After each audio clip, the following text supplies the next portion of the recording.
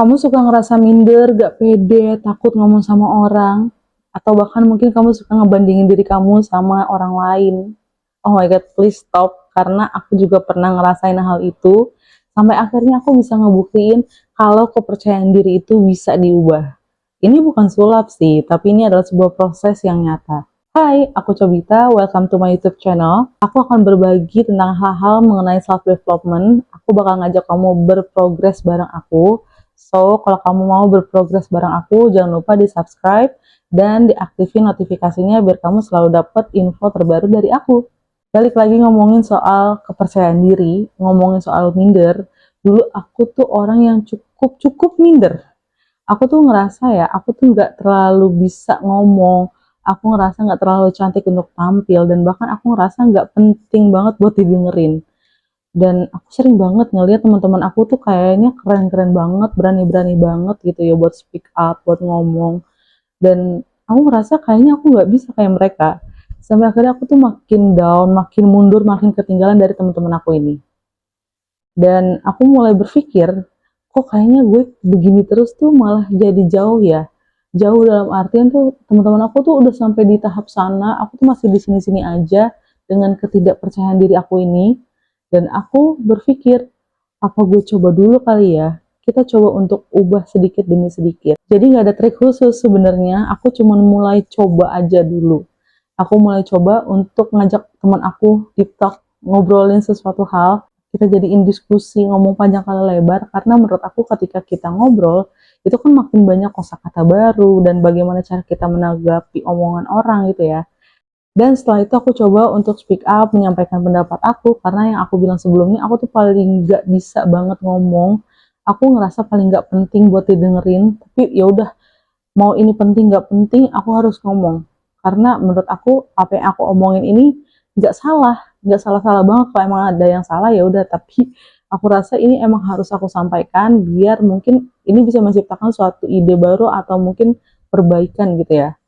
Nah, setelah itu aku coba lagi untuk bikin konten kecil-kecilan, aku ngomong depan kamera, kayak gini. Ini adalah salah satu cara untuk aku ngelatih diriku ngomong juga, sampai akhirnya aku dapat kesempatan di kantor untuk jadi MC kecil-kecilan, yang tadinya MC acara hahaha, dan kemarin dapat MC untuk acara kantor yang menurut aku ini cukup sakral, yang cukup formal, dan I did it. Aku bisa ngelakuin itu, dan aku menyadari ternyata kepercayaan diri itu adalah soal gimana kita bisa percaya sama diri kita sendiri dengan nggak ngelakuin hal-hal yang negatif. Apa yang ngebuat diri aku untuk berubah sampai hari ini, ya mungkin bisa aku bagiin ke teman-teman adalah stop untuk ngomong jelek ke diri sendiri. Kayak yang tadi aku bilang, aku tuh suka banget ngomong, kayaknya gue nggak bakalan bisa deh kayak mereka. Kayaknya aku nggak mampu. Pokoknya itu adalah negatif self-talk.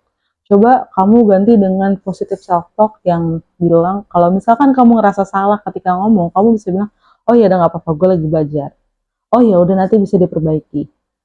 Jadi kurangin untuk judge diri sendiri. Yang kedua, kamu harus banyak baca, banyak nonton, banyak dengar, karena menurut aku itu adalah hal yang penting. Kita tuh bisa dapat vocab baru, atau misalkan ide-ide baru, atau mungkin pengetahuan baru yang bisa bikin kita tuh semakin, apa ya, semakin knowledge kita tuh bertambah, semakin bisa untuk berdiskusi dengan orang, semakin bisa untuk ngomong sama orang, karena kan kalau ngomong sama orang kita harus punya topik. Nah, dengan kita tahu banyak hal, belajar banyak hal, itu tuh makin banyak topik yang bisa kita sebut, kita obrolin ke orang-orang di sekitar kita. Selain itu, ini penting juga untuk mulai cari lingkungan yang positif. Aku nggak memungkiri, meskipun dari diri sendiri itu emang harus bisa, tapi lingkungan yang positif itu juga sangat mendukung. Kalau kamu sekarang ngerasa lagi diremehin sama lingkungan kamu sendiri, please kamu jangan ngedown, cari lingkungan yang bisa nerima kamu. Karena aku juga pernah ada momentum di mana kok aku ngerasa circle aku atau orang-orang di sekitar aku tuh negatif banget ya. Mereka tuh suka banget ngeremehin aku, ngebully aku, ngejudge aku. Yang aku pikir kayaknya nggak ada lagi gitu yang bisa ngasih vibe positif ke aku sebagai teman atau sebagai orang yang bisa didukung.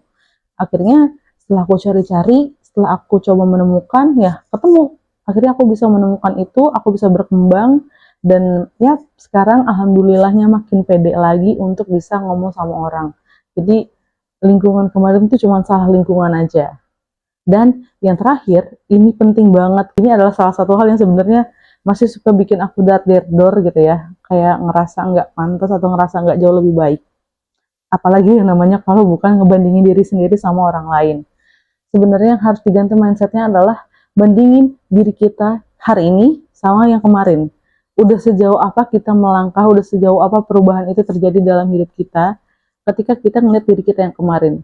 Jadi jangan pernah melihat orang lain sebagai perbandingan kemajuan diri kamu, karena itu nggak akan ada habisnya, nggak akan ada kata cukupnya. Meskipun ke diri sendiri kita juga harus bisa ambis gitu ya.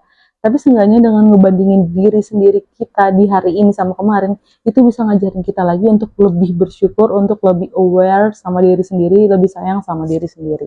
So, gimana? Kira-kira kamu punya ketakutan apa sih untuk ngomong sama orang? Apa sih yang bikin kamu minder untuk berhadapan sama orang lain? Coba tulis di komentar. Dan kalau kamu ngerasa relate sama konten ini, jangan lupa di like dan subscribe. Tunggu konten aku selanjutnya biar kita bisa jadi teman berprogres.